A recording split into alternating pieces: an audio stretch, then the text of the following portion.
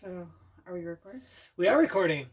We are recording. We are recording. Hey guys, so we're just gonna do some quick little videos about stuff. Videos about stuff. I got so excited last week because there's a new PS5 controller, which makes sense. It'd be weird if the PS4 controller was just like, yeah, we're just gonna use that. We're not gonna bother. I do like though that this is you talking about how you're really excited about a PS5 controller for a PS5. That isn't bad yet. Yeah, well, you know, like that's the world we live in. You know, Sure. I've been a PlayStation guy my whole life. Yeah. You know, I had the PS1, Yeah. the PS2, PS3. PS4, two versions PS4 of the PS4, really. Pro. Yeah, exactly. It's crazy. Yeah. Look at this new controller. Isn't this amazing?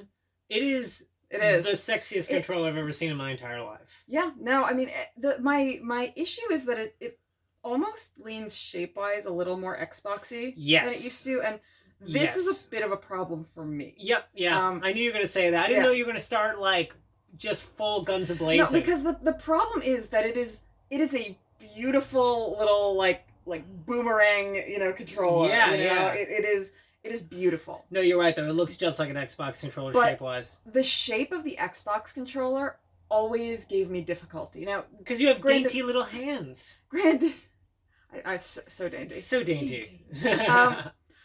Now, granted, like, I don't know about the whole shape. I'm not seeing a 360 image here, Right. I don't know if it's, if the back is still a little curved. Yeah, it is. But like in comparison to the current PS4 controllers, which are very much modeled after all of the previous, levels of PlayStation controllers. Here, you can hold it if you'd like to give you to showcase. This is one of our PS4 controllers, but like it doesn't have as much of a bowed out outside, and so there's something about this shape that has always felt very comfortable to me. But a lot of it does have to do with this part here, and so which I think it does have a thinner part like that, so I think we'll be okay. It's just a little wide. Yeah. But it's got so many cool things. So first off, it's called the DualSense. Okay. So look at that. That's exciting.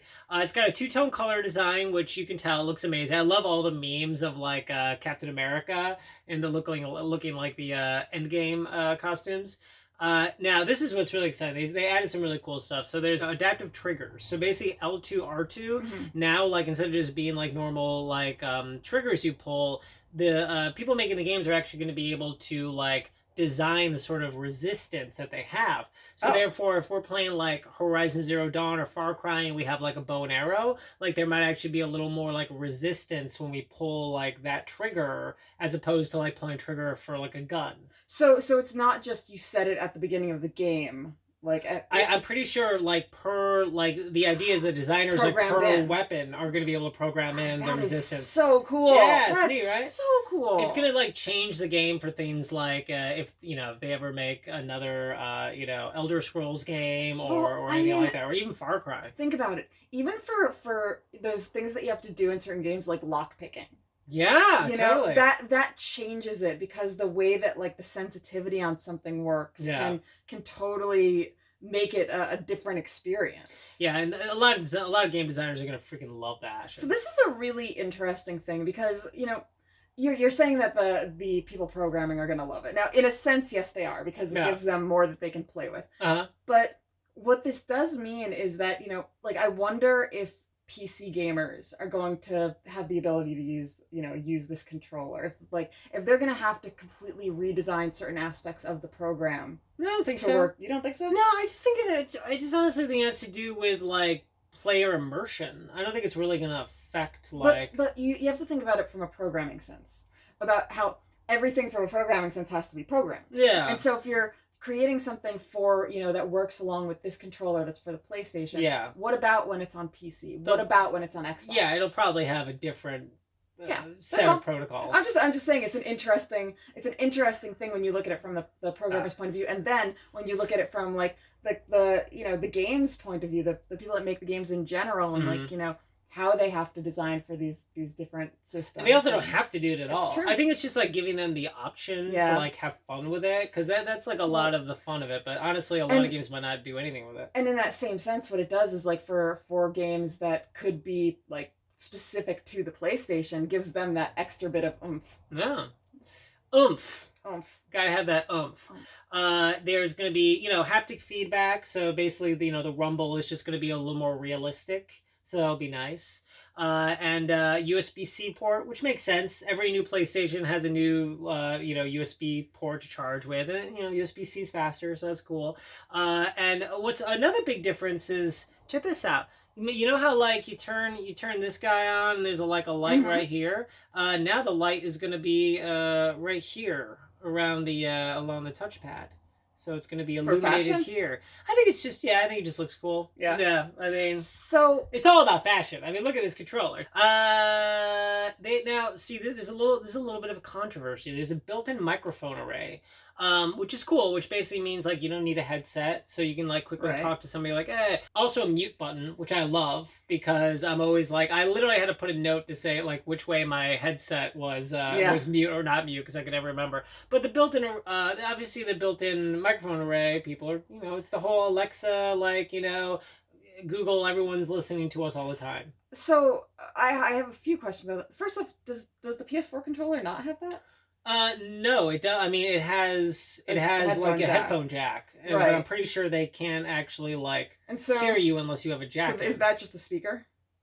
Yes, that's a speaker. Yeah. Okay. So I mean, I guess that makes I see why people are upset about it, but as long as it's not always on, as long as you have the ability to be like, no, I don't want to use the speaker in that way. If you have the ability to turn it off, then, you know, it's no different than your computer or your phone in general or your Alexa or your... That's the thing. It's the world we live in. It's just kind of the way it is. But they also have a headphone jack still, so you can still have your headset of choice. Yeah. And the share button is now going to be called the create button. But they haven't really given anything about that. That's I like that rebranding of that. It's cool, isn't it? Yeah. Holiday 2020. You think they're still gonna come out? I mean, it kind of makes it's tough. Okay, so on the one hand, it completely makes sense because, you know, depending how stuck at home people are. On the other hand, what kind of how much can people afford right now? Right. Well, how much can people afford, and also like they'll all have to be like mailed out to people, you know, because like I mean, assuming everything will go back, maybe everything will go back to normal holiday season. People are gonna want to, you know, wait in line. I mean, people don't do as much of that anyway now. That's true. Crazy. I don't know. I'm so excited for this system. Yeah. I am. You know, I know there's been a little bit of debate here and there because apparently, like, if you just look at the raw power, the new Xbox is going to be slightly more powerful than the PS5. I feel like that's a first. Yeah. Yeah. It'll be. No. It will be for. It doesn't matter. It will be. Yeah. I think the last time around the PS4 was a little more powerful, but honestly, I don't think people care as much because it's going to be not that much of a difference, and frankly, PlayStation has a lot of really great games. I mean, I'm so excited for another like Horizon Zero Dawn. Yeah. I mean that's really Spider-Man, and Sonic Spider-Man was like the best thing ever. So. Yeah. No, I was wrong. Like, I mean, I think the old back in the day, Xbox used to have a technically more powerful system. I mean, listen. Every time it's one is a little more powerful than the other, but at the end of the day, I don't think the power has anything to do with it. That's what I was about to say. That it doesn't necessarily have anything to do with the power. Yeah. Really, it's not just the power; it's how you use it.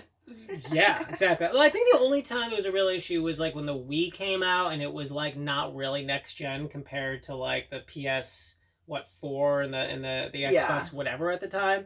I think that was the only time where like power was really a big issue. Ultimately, most people don't care because they're all going to be relatively around the same place. Yep. So there you go. There you go. All right. Well, that's it. Yeah. That's all.